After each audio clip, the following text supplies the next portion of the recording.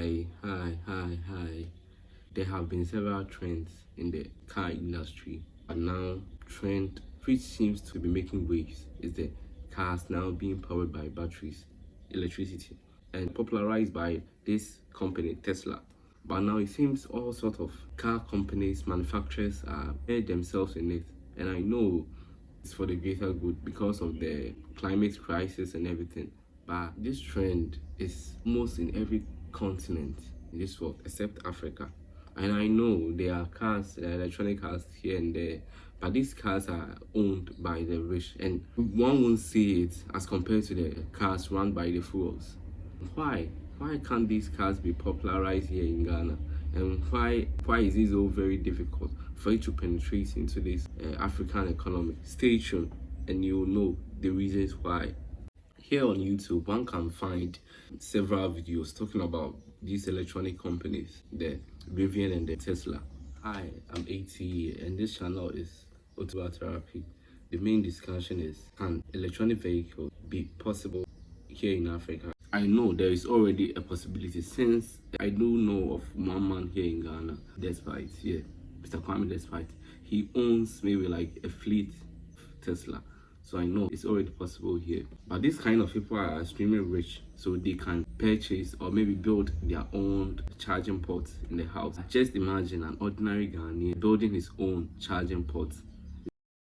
This leads us into the problem which electronic vehicles or maybe a buyer of electronic vehicles will face in this country. The stability of electricity. Even the most developed country here in Africa still faces unstable electricity power. It's very difficult. Just imagine owning electronic vehicle, then just reaching a charging port, but there will be no power, no electricity, based on maybe the electricity company has turned off the lights in that area, so you can't just charge your car.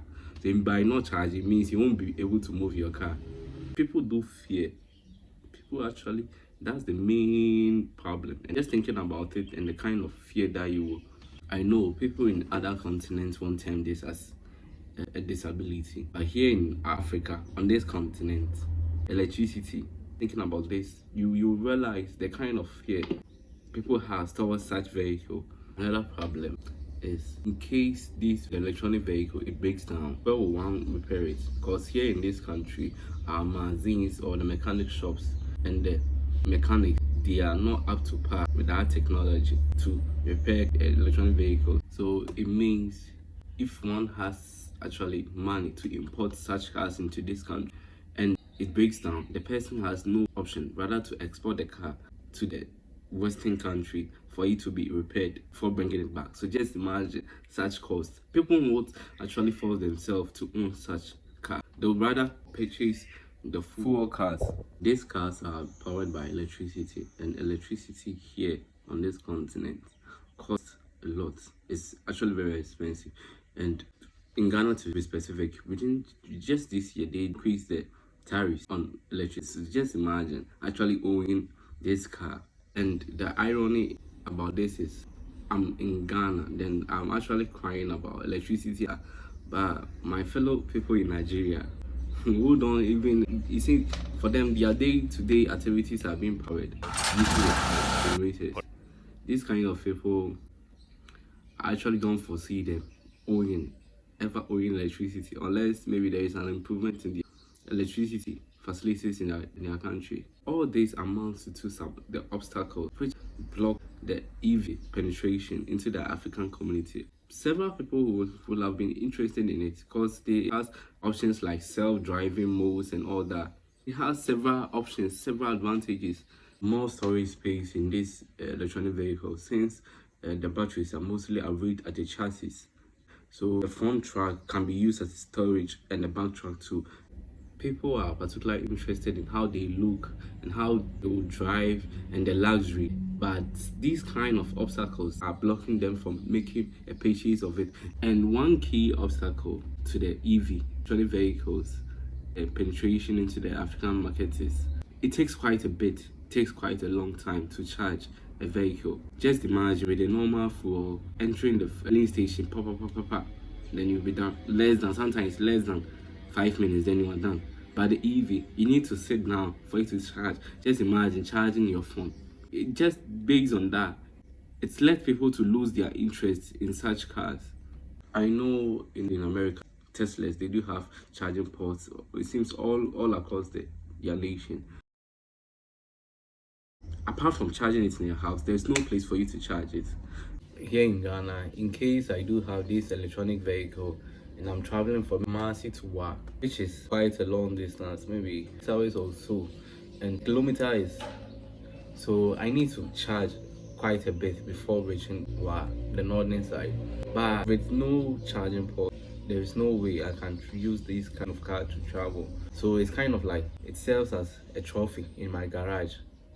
So that's why only the rich people can purchase it. This kind of rich people, some are collectors, so they will just purchase this Tesla and use it to decorate their garages.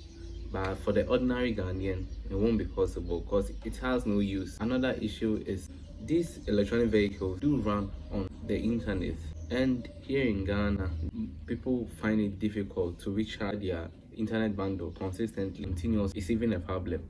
Then you are telling me chasing of a car, it has no option but to subscribe to internet package for the car.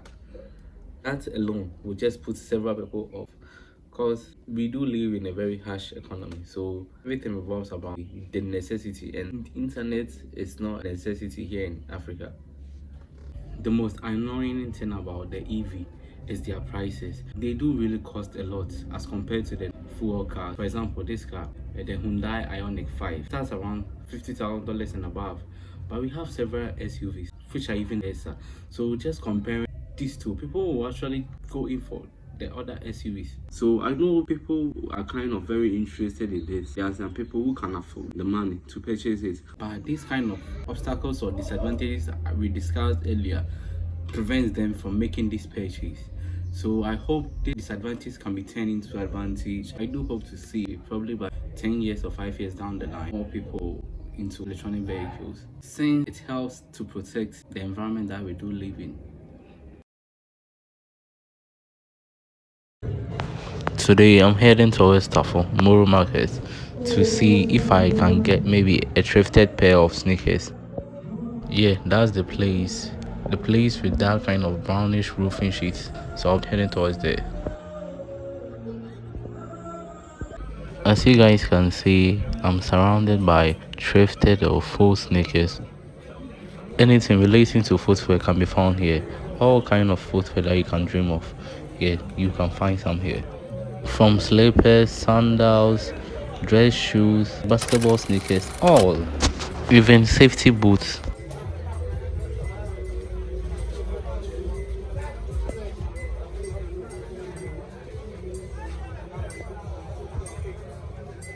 Purchase this Aces gel. I was going for the dad shoe vibe.